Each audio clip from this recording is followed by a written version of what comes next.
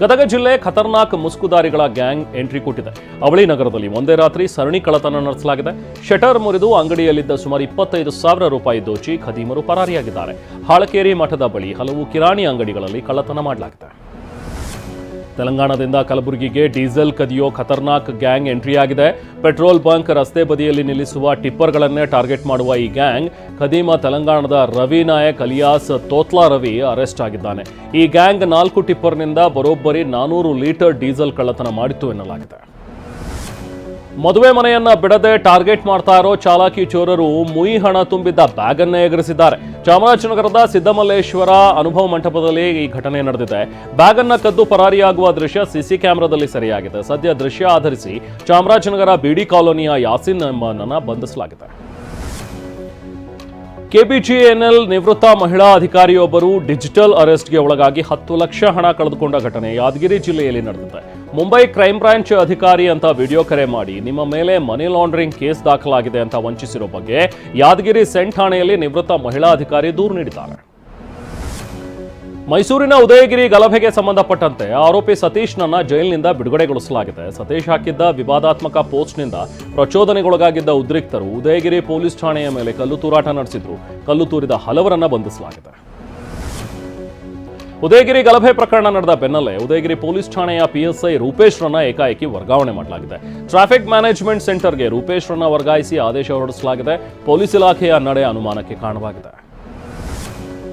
ಭ್ರೂಣ ಹತ್ಯೆ, ಬಾಣಂತಿಯರ ಸಾವು ತಗ್ಗಿಸಲು ಪ್ರಾಮಾಣಿಕ ಪ್ರಯತ್ನ ಮಾಡ್ತಿದ್ದೇವೆ ಅಂತ ಆರೋಗ್ಯ ಸಚಿವ ದಿನೇಶ್ ಗುಂಡೂರಾವ್ ಹೇಳಿದ್ದಾರೆ. ಬಾಣಂತಿಯರ ಸಾವು ತಡೆಯಲು ಟಾಸ್ಕ್ ಫೋರ್ಸ್ ಮಾಡಿದ್ದೇವೆ. 1300 ಪ್ರಾಥಮಿಕ ಆರೋಗ್ಯ ಕೇಂದ್ರಗಳು ಸೇರಿದಂತೆ ಎಲ್ಲಾ ಕಡೆ ಸಿಬ್ಬಂದಿ ನೇಮಕಕ್ಕೆ ಸೂಚನೆ ನೀಡಲಾಗಿದೆ ಅಂತ ಹೇಳಿದರು.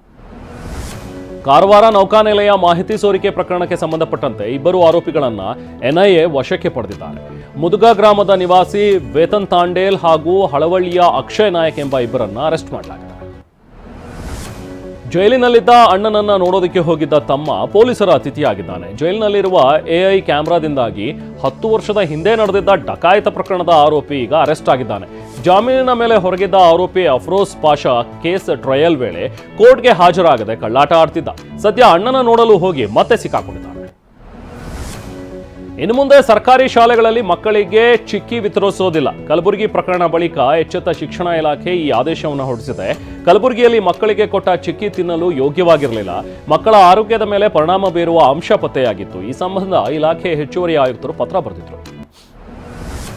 ಬಿಬಿಎಂಪಿ ಬಿಡಿಎ ನಿರ್ಲಕ್ಷ್ಯಕ್ಕೆ ಬೇಸತ್ತು ಜನರೇ ಕೆರೆಯ ಜೀರ್ಣೋದ್ಧಾರ ಮಾಡಿದ್ದಾರೆ. ಕಸ್ತೂರಿ ನಗರದ ಬಳಿಯ ಬಿ ಚನ್ನಸಂದ್ರ ಕೆರೆ ಉಳಿವಿಗೆ ಸ್ಥಳೀಯ ನಿವಾಸಿಗಳು ಹಾಗೂ ಸಂಘ ಸಂಸ್ಥೆಗಳ ನೆರವಿನಿಂದಲೇ ಕೆರೆ ಸಂರಕ್ಷಣೆ ಮಾಡಲಾಗಿದೆ. ಅಕ್ರಮ ಚಟುವಟಿಕೆಗಳ ತಾಣವಾಗಿದ್ದ ಚನ್ನಸಂದ್ರ ಕೆರೆ ಈಗ ಜೀರ್ಣೋದ್ಧಾರವಾಗಿದೆ. ಮಹಾರಾಷ್ಟ್ರ, ದೆಹಲಿ, ಹರಿಯಾಣ ವಿಧಾನಸಭೆ ಚುನಾವಣೆಯಲ್ಲಿ ಹೀನಾಯ ಸೋಲು ಕಂಡ ಕಾಂಗ್ರೆಸ್ನಲ್ಲಿ ಮಹತ್ವದ ಬದಲಾವಣೆ ಮಾಡಲಾಗಿದೆ. 13 ರಾಜ್ಯಗಳಿಗೆ ಹೊಸ ಉಸ್ತುವಾರಿಗಳು, 4 ಕೇಂದ್ರಾಡಳಿತ ಪ್ರದೇಶಗಳು, 2 ರಾಜ್ಯಗಳ ಅಧ್ಯಕ್ಷರು, 2 ಪ್ರಧಾನ ಕಾರ್ಯದರ್ಶಿಗಳನ್ನು ನೇಮಕ ಮಾಡಲಾಗಿದೆ. ಉತ್ತರ ಪ್ರದೇಶದ ಖುಷಿನಗರ ಮಸೀದಿ ಧ್ವಂಸ ಪ್ರಕರಣಕ್ಕೆ ಸಂಬಂಧಪಟ್ಟಂತೆ ಸುಪ್ರೀಂ ಕೋರ್ಟ್ ಯೋಗಿ ಸರ್ಕಾರಕ್ಕೆ ನೋಟಿಸ್ ಜಾರಿ ಮಾಡಿದೆ. ನಿಮ್ಮ ವಿರುದ್ಧ ನ್ಯಾಯಾಂಗ ನಿಂದನೆ ಪ್ರಕರಣ ಯಾಕೆ ಆರಂಭಿಸಬಾರದು ಅಂತ ಸುಪ್ರೀಂ ಕೋರ್ಟ್ ಪ್ರಶ್ನಿಸಿದೆ. ಸುಪ್ರೀಂ ನಿಷೇಧದ ನಂತರವೂ ಮಸೀದಿ ಧ್ವಂಸಗೊಳಿಸಿದ ಕ್ರಮದ ಬಗ್ಗೆ ಅಸಮಾಧಾನ ಹೊರಹಾಕಿದೆ. ಅಮೆರಿಕ ಉದ್ಯಮಿ ಎಲಾನ್ ಮಸ್ಕ್ ಒಡೆತನದ ಟೆಸ್ಲಾ ಕಂಪನಿ ಭಾರತಕ್ಕೆ ಪದಾರ್ಪಣೆ ಮಾಡುವ ಸುಳಿವು ನೀಡಿದೆ. ಮುಂಬೈ ಮತ್ತು ದೆಹಲಿಯಲ್ಲಿ ಸಿಬ್ಬಂದಿ ನೇಮಕಾತಿಗೆ ಟೆಸ್ಲಾ ಆಹ್ವಾನ ನೀಡಿದೆ. ಇತ್ತೀಚೆಗಷ್ಟೇ ಪ್ರಧಾನಿ ನರೇಂದ್ರ ಮೋದಿ ಅವರನ್ನ ಉದ್ಯಮಿ ಎಲಾನ್ ಮಸ್ಕ್ ಭೇಟಿ ಮಾಡಿ ಮಾತುಕತೆ ನಡೆಸಿದ ಕೆಲವೇ ದಿನಗಳಲ್ಲಿ ಟೆಸ್ಲಾ ಕಂಪನಿ ನೇಮಕಾತಿ ಪ್ರಕ್ರಿಯೆ ಆರಂಭಿಸಿದೆ. ಪ್ರಯಾಗ್ರಾಜ್ನಲ್ಲಿ ನಡೀತಾ ಇರೋ ಮಹಾಕುಂಭ ಮೇಳ ಕೊನೆ ಹಂತಕ್ಕೆ ಬರ್ತಾ ಇದೆ. ಹೀಗಿದ್ರೂ ಪವಿತ್ರ ಸ್ಥಳಕ್ಕೆ ಭಕ್ತರು ಆಗಮನ ಕಡಿಮೆ ಏನಾಗ್ತಾ ಇಲ್ಲ. 36 ದಿನಗಳಲ್ಲಿ 54 ಕೋಟಿ ಜನ ಪವಿತ್ರ ಸ್ನಾನ ಮಾಡಿದ್ದಾರೆ. ಫೆಬ್ರವರಿ 26ರ ಮಹಾಶಿವರಾತ್ರಿಯನ್ನು ಮಹಾಕುಂಭ ಮೇಳಕ್ಕೆ ತೆರೆ ಬೀಳುತ್ತೆ. ಅಲ್ಲಿವರೆಗೂ ಸುಮಾರು 65 ಕೋಟಿ ಜನ ಮಹಾಕುಂಭ ಮೇಳಕ್ಕೆ ಆಗಮಿಸುವ ನಿರೀಕ್ಷೆ ಇದೆ. ಪ್ರಯಾಗ್ರಾಜ್ನಲ್ಲಿ ಗಂಗಾ ನದಿ ಮಲಿನಕ್ಕೆ ರಾಷ್ಟ್ರೀಯ ಹಸಿರು ನ್ಯಾಯಾಧಿಕರಣ ಕಳವಳ ವ್ಯಕ್ತಪಡಿಸಿದೆ. ಮಾಲಿನ್ಯದಿಂದಾಗಿ ಬ್ಯಾಕ್ಟೀರಿಯಾ ಮಟ್ಟ ಹೆಚ್ಚಾಗಿರುವುದಕ್ಕೆ ಉತ್ತರ ಪ್ರದೇಶ ಮಾಲಿನ್ಯ ನಿಯಂತ್ರಣ ಮಂಡಳಿಗೆ ಸಮನ್ಸ್ ನೀಡಿದೆ. 19ರ ಒಳಗೆ ವಿಸ್ತೃತ ವರದಿ ಸಲ್ಲಿಸುವಂತೆಯೂ ನಿರ್ದೇಶನ ನೀಡಿದೆ. ಹೈದರಾಬಾದ್ನ ರಿಂಗ್ ರಸ್ತೆಯಲ್ಲಿ ಕಾರಲ್ಲಿ ಅಪಾಯಕಾರಿಯಾಗಿ ಸ್ಟಂಟ್ ಮಾಡ್ತಾ ಇದ್ದ 2 ವಿದ್ಯಾರ್ಥಿಗಳನ್ನು ಬಂಧಿಸಲಾಗಿದೆ. ಸಿಸಿಟಿವಿ ಆಧಾರದ ಮೇಲೆ ಮೊಹಮ್ಮದ್ ಒಬೈದುಲ್ಲಾ ಜೊಹೈರ್ ಸಿದ್ದಿಖಿ ಎಂಬುವರನ್ನ ಅರೆಸ್ಟ್ ಮಾಡಲಾಗಿದೆ. ಅಲ್ಲದೆ ಬಿಎಂಡಬ್ಲ್ಯೂ ಫಾರ್ಚುನರ್ ಕಾರನ್ನು ವಶಕ್ಕೆ ಪಡೆಯಲಾಗಿದೆ. ಮಹಾರಾಷ್ಟ್ರದ ಪುಣೆಯೊಂದರ ಅಪಾರ್ಟ್ಮೆಂಟ್ನಲ್ಲಿ 300 ಬೆಕ್ಕುಗಳು ಪತ್ತೆಯಾಗಿವೆ.